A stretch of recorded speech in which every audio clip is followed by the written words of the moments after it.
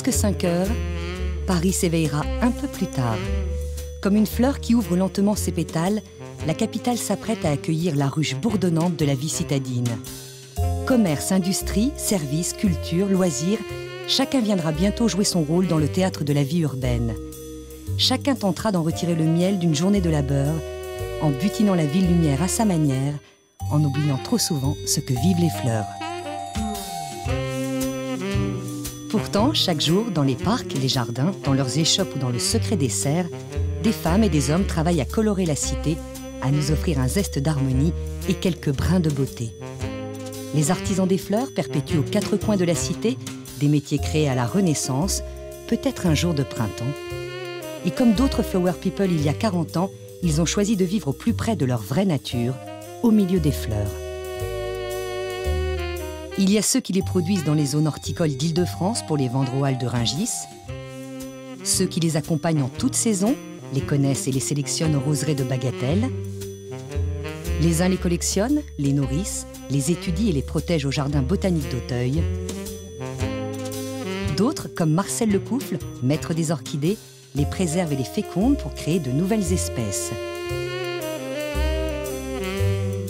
Et puis il y a aussi ceux qui ont le talent de les associer pour en faire des œuvres d'art.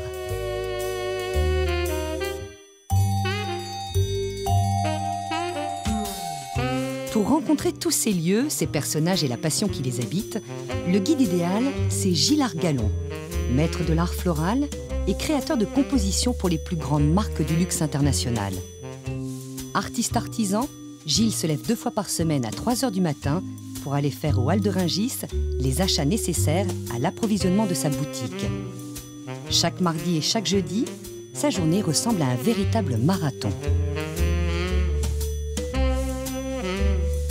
Il faut arriver à Rungis à 5 h, faire vite les bons choix, ouvrir sa boutique à 9 h 30, contrôler la marchandise, les prix, la mise à l'eau, passer les produits, préparer ses commandes, accueillir les clients, déjeuner de 14 h 30 à 15 h 30 avant de reprendre jusqu'à la fermeture.